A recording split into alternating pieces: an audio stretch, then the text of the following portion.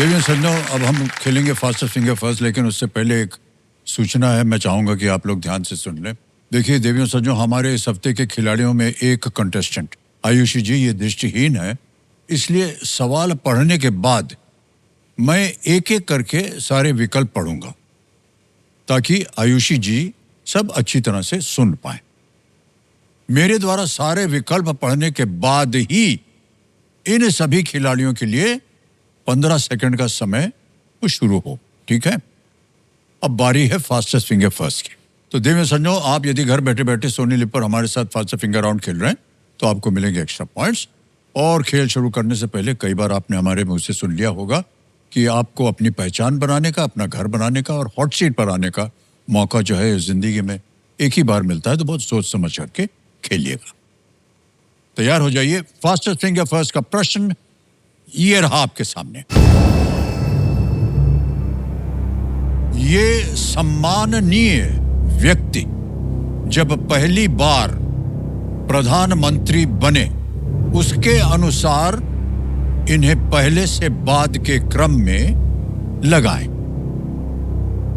Arrange these distinguished personalities in the chronological order of when they first became Prime Minister.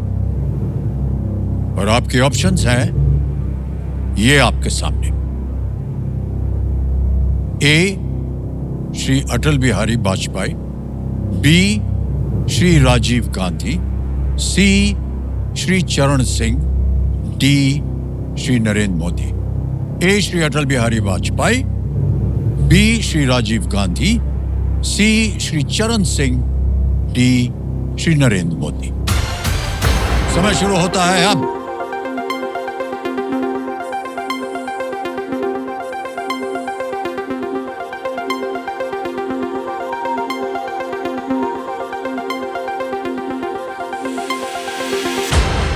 समय समाप्त हो गया। ये देखते हैं सही क्रम क्या होना चाहिए। सबसे पहले आते हैं सी, श्री चरण सिंह जी 1979 79 में।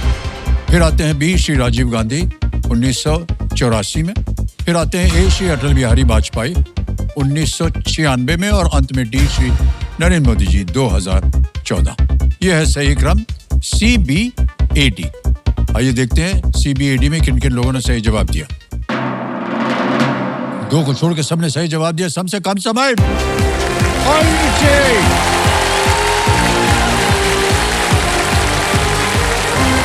Good play, Ayushi.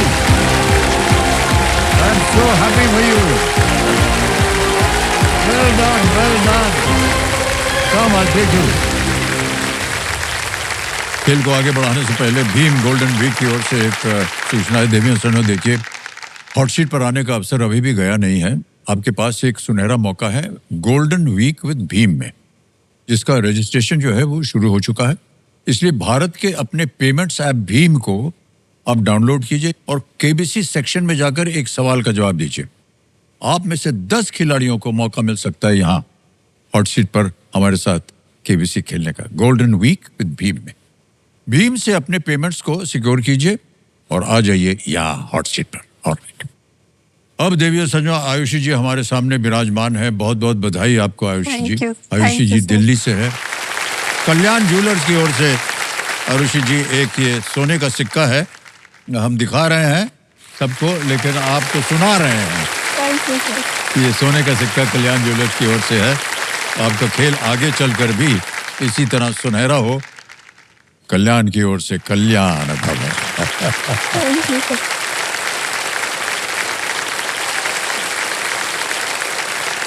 तो देवियों सज्जनों, हमारे कंटेस्टेंट जैसे कि माता जी, इनकी बेटी है यहाँ पर, उनका परिवार के भरोसे के साथी होते हैं, इसलिए पतंजलि दंत कांति की ओर से एक भेंट इन्हें दी जाएगी जो पतंजलि के भरोसे से निर्मित है। बहुत बहुत धन्यवाद आपका। अब आयुषी जी जल्दी से आपका ध्यान जो है इधर आ जाते हैं खेल में।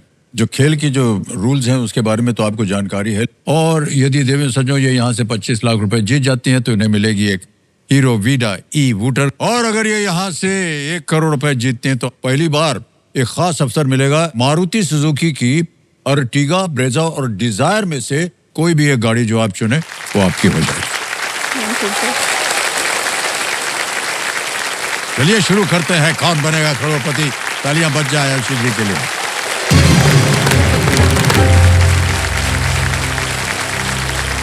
पहला प्रश्न आ रहा है, 5,000 रुपए इसका मूल्य है।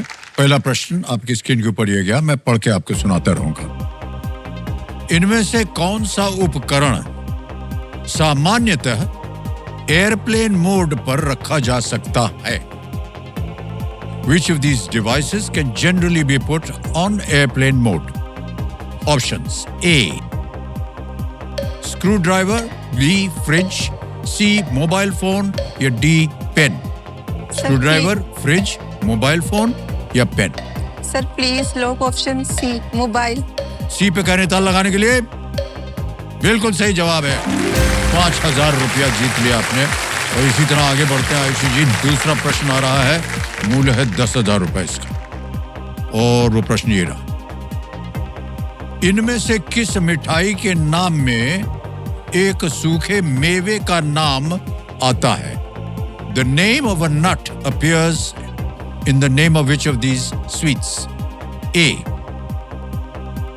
बर्फी, B. काजू कतली, C. गाजर हलवा या D. Jalebi.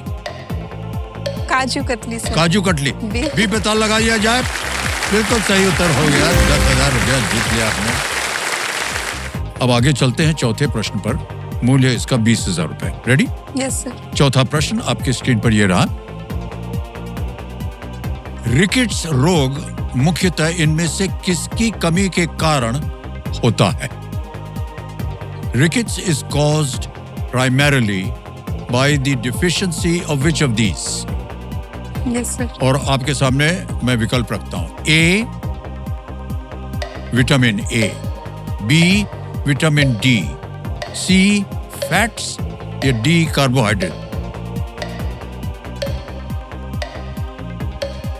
Sir vitamin D. Vitamin D. Option B. लगा दें ताला? Yes sir please lock. B पे ताला लगाने के लिए कह रहे हैं। बिल्कुल सही उत्तर दिया है। वाह क्या बात है।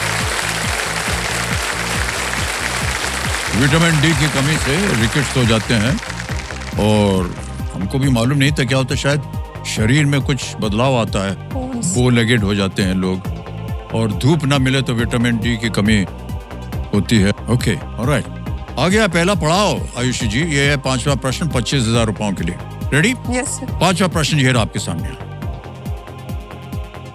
पूर्वी तट रेलवे का मुख्यालय किस शहर में स्थित है? In which city are the headquarters of the east coast railway situated? Option सुनिए। A. Surat, B. Kochi, C. Mumbai या डी. भुवनेश्वर।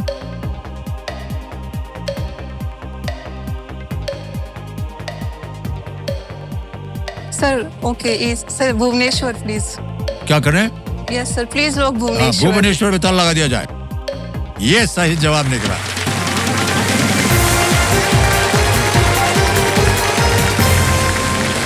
भुवनेश्वर जो है वो ईस्टर्न कोस्ट पे है Yes, और sir, वहीं it का is, है sir. ये।